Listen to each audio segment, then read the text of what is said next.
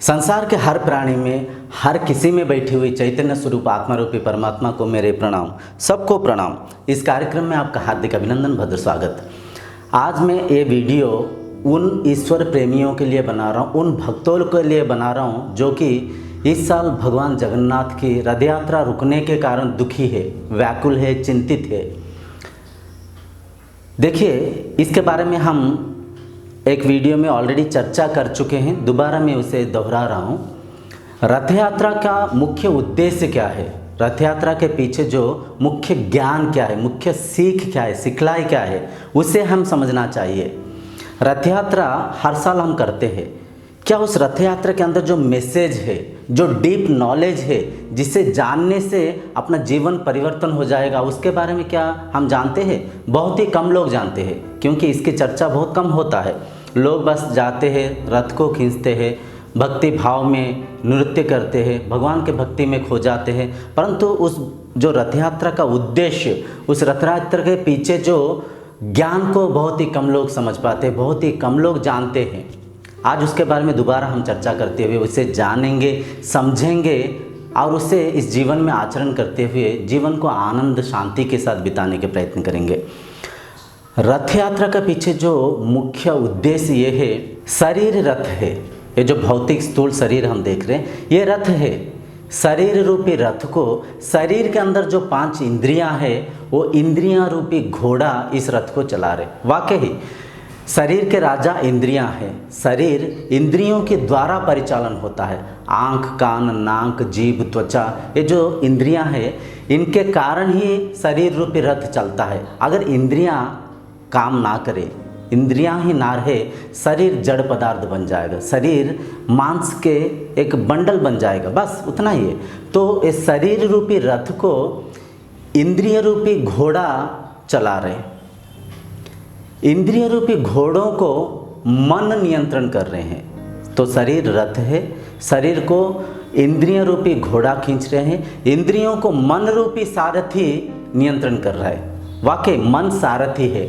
हम इंद्रियों के द्वारा हर नॉलेज को, भौतिक ज्ञान को ग्रहण करते हैं, परंतु मन में ग्रहण करते हैं। आँखों के द्वारा देखते हैं, मन में देखते हैं। जीभ के द्वारा चखते हैं, मन में चखते हैं। कानों के जरिया सुनते हैं, मन में सुनते हैं। शरीर के जो त्वचा के द्वारा हम जो भौतिक स्पर्श ज्ञान को मन में हम अनुभूति करते हैं। तो मन सारथी है।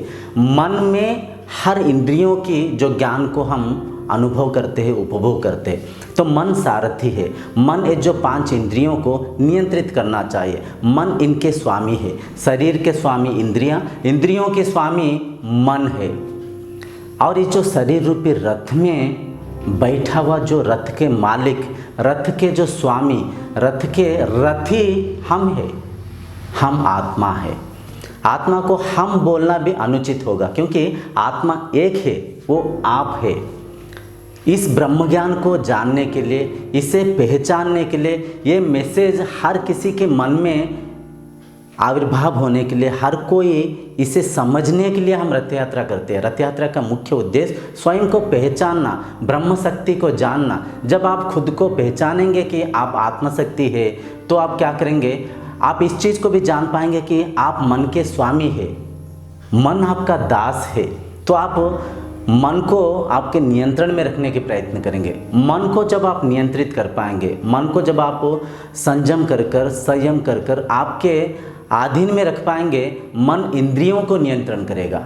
इंद्रियां जब नियंत्रण में रहेंगे, इंद्रिय रूपी घोड़े जब आपके नियंत्रण में, मन के नियंत्रण में रहेंगे, तो रथ रूपी ये शरीर को सही रास्ते, सुपथ पथ में चलाते हुए आपके जो मंजिल में आप पहुंचेंगे। जीवन के उद्देश्य जो ईश्वर प्राप्ति था, जो भगवत प्राप्ति था, आपके मंजिल में आप सही सलामत जाके पहुंचेंगे। ठीक से जाके आपका जो जीवन का उद्देश्य को आप पूर्ति करेंगे। रथ यात्रा का मुख्य उद्देश्य ये था। जब आप स्वयं को नहीं पहचानेंगे, तो मन आपका चाकर होने के बावजूद आप मन के दास बन जाएंगे। मन आपको जैसे नचाएगा, जो चीज़ करने के लिए बोलेगा, आप वो चीज़ करेंगे। मन आपको नचाएगा, आप नाचते जाएंगे। जब मन आपके नियंत्रण में नहीं रहेगा, तो आपके इंद्रिय भी आपके नियंत्रण में नहीं रहेंगे। तो जो जीभ है उटपटांग से स्वाद चखने के लिए व्याकुल होगा, जो चाहे वो खा लेगा। देखिए लोग क्या क्या खाते, कई सारा पान गुटखा मसाले, हाँ, जो चाहे वो पीने के लिए, दारू शराब कई कुछ पीने की उत्सुक हो, जब मांस मछलियाँ उल्टा सीधा जो भी ना कुखाद्य को खाकर शरीर को व्याग्र करते हुए शरीर को विनाश कर देगा।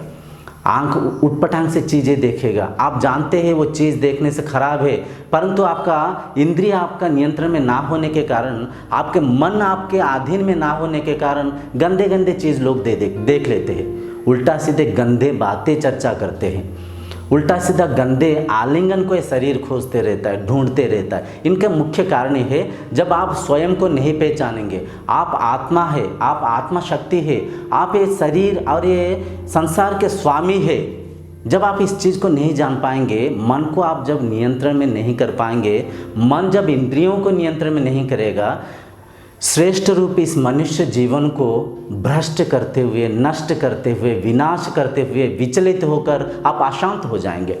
जीवन को शांति आनंद के साथ बिता नहीं पाएंगे। हर पल आप मरते मरते जिएंगे, डरते डरते जिएंगे, ठोकर खाते हुए, कई सारा रोगों को, कई सारा चिंताओं को, कई सारा लोगों की बददुआओं को लेते हुए इस जो मनुष्य रूपी श्रेष्ठ जीवन को अश्रेष्ठ बनाते हुए विनाश कर देंगे। तो रथ यात्रा का जो मुख्य उद्देश्य ये था, रथ यात्रा देखिए उसका उद्देश्य अभी सफलीकृत होने वाला है। अभी हमें सेल्फ कंट्रोल करना चाहिए। ये सारे बातों की जो निचोड़ है, स्वयं को नियंत्रण करना, खुद के ऊपर मतलब नियंत्रण रखना, मन इंद्रियों को संयम करना, खुद को हम समझना और खुद को कंट्रोल करना। Self control is the ever best control. जो आदमी खुद को समझ लिया, खुद को नियंत्रित कर लिया, मान लीजिए सारा संसार को जीत लिया, सारा संसार के माया खेल को समझ पाया, सब कुछ अपने अधीन कर लिया। ये सच है, क्योंकि संसार अपना बाहर नहीं है, संसार अपना अंदर है। देखिए अमेरिका को हम देखते, कई सारे इंसिडेंट्स अपने आंखों के सामने होता है, परंतु हम उसे समझ नहीं पाते। अमेरिका के पास पैसा है, पावर्स है, टेक्नोलॉजी है, बड़े बड़े हॉस्पिटल है, क्या कुछ नहीं है। सब कुछ होने के बावजूद अमेरिका के पास जो मुख्य चीज़ है, जो कि होना चाहिए, सेल्फ कंट्रोल नहीं है। सेल्फ कंट्रोल ना होने के कारण देखिए आज जाके अमेरिका में कितना लोग रोग से ग्रसित हो रखे हैं। 17-18 लाख लोगों को रोग से पीड़ित हो रखे हैं। उसका कारण क्या है? सेल्फ कंट्रोल ही तो है ना। देखिए अपना भारत हो सकता है गरीब है, हो सकता है अपने पास उतना धन नहीं है, उतना टेक्नोलॉजी नहीं है, उतना बढ़िया हॉस्पिटैलिटी नहीं है, परंतु अपना पास कंट्रोल है, सेल्फ कंट्रोल है, खुद को नियंत्रित हम कर पाते हैं। उस चीज़ के वजह से उसके प्रतिफल स्वरूप देखिए कोरोना महामारी से हम अभी इतना ग्रसित नहीं है, इतना हम रोग से पीड़ित नहीं है। अभी भी हम जिस स्थिति में है, अन्य देशों के साथ खुद को, अपने इस भारत देश को तुलना करके देखें, हम बहुत अच्छे हैं, बहुत बढ़िया है। अपना खान पान के अंदर अपना संयम है, अपने मन इंद्रियों को हम संयम करके रखते हैं, त्योहारों में हम फास्टिंग करते हैं, जो भी अपना परंपरा है हमें खुद को कैसे कंट्रोल करना सिखाता है। उसके प्रतिफल स्वरूप, उसके परिणाम स्वरूप आज हम उस रोग से बचे हुए हैं।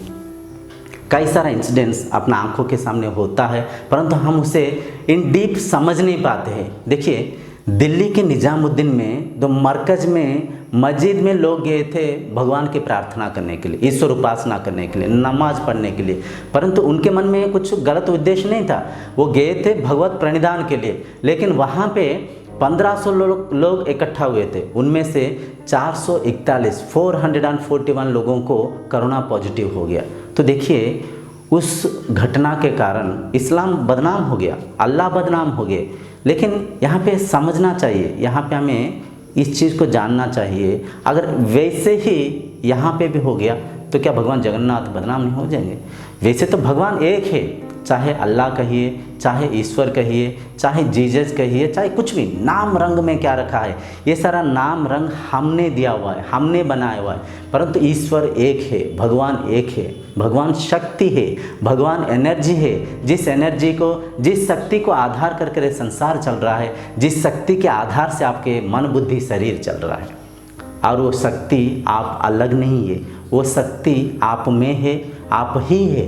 इसे जानना है, इसे पहचानना है, भक्ति मार्ग का सर्वोच्च प्राप्ति है। स्वयं को जानना, खुद को पहचानना। उसके लिए हम सारे भौतिक पूजाएं, भौतिक कथा प्रथाएं करते रहते, परंतु उस कथा के पीछे मुख्य उद्देश्य को हम समझ नहीं पाते। उस कथा के पीछे की जो नॉलेज को, जो ज्ञान को हम ग्रहण नहीं कर पाते। इस रथ यात्रा के अंदर यहाँ पे तो लाखों लोग आते, लाखों लोग, 5 लाख 6 लाख लोग इकट्ठे होते। तो वहाँ पे अगर किसी को ऐसे महामारी हो जाए, कुछ लोग, कुछ शरीर अगर रोग से पीड़ित हो जाए, तो क्या गुजरेगा? क्या भगवान जगन्नाथ बदनाम नहीं हो जाएंगे? क्या आप चाहते हैं भगवान को बदनाम करना? तो इस चीज़ को, इस ज्ञान को रखिए, इस ब्रह्म ज्ञान को समझिए। भगवान हर जगह है। ईश्वरम सर्वभूतानाम सर्व अंतर्यामी, हर जगह है, हर कण में है। ऐसे कोई कण नहीं है जहाँ पे भगवान नहीं है, ऐसे कोई जगह नहीं है जहाँ पे भगवान नहीं है। भगवान आपके अंदर है, भगवान आपके बाहर है। भगवान को मानते बहुत लोग हैं, जानते बहुत ही कम लोग हैं। भगवान को ठीक से ना जानने के कारण, भगवान को ठीक से हम ना समझने के कारण हम उनको कहीं कहीं ढूंढते रहते हैं। जो कुछ लोग अच्छी तरह से भगवान को जानते हैं, लेकिन वो शरीर भी, वो लोग भी अपने आडंबर दिखाते हुए अपने आश्रमों को चलाने के चक्कर में लगे हुए हैं। सत्य के सही प्रचार ना होने के कारण, भगवत सत्ता को ठीक से कोई पहचानने के कारण ये सारा कार्य करते हुए हम खुद भी बदनाम होते हैं, भगवान को भी बदनाम करते रहते हैं। भगवान आपके अंदर है। जगन्नाथ मतलब जगत के नाथ, जो कि ये संसार की रचना किए थे, वो आपके अंदर है, वो आपके बाहर है। भगवत शक्ति को पहचानने के प्रयत्न करिए। जहाँ पे है वहाँ से भी अगर आप भगवान को बुलाएंगे, आपके अंदर भगवत भक्ति को धारणा कर सकते हैं, आपके अंदर वैराग्य आएगा, आपके अंदर की वो चेतना को आप पहचान सकते हैं। जो भौतिक पूजा हम करते हैं, क्यों करते हैं?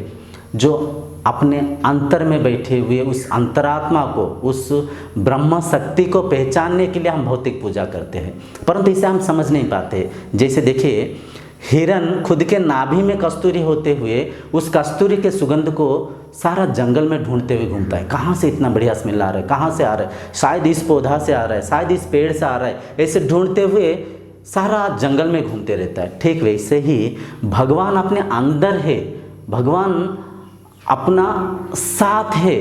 यूँ कहिए, आप ही भगवान है।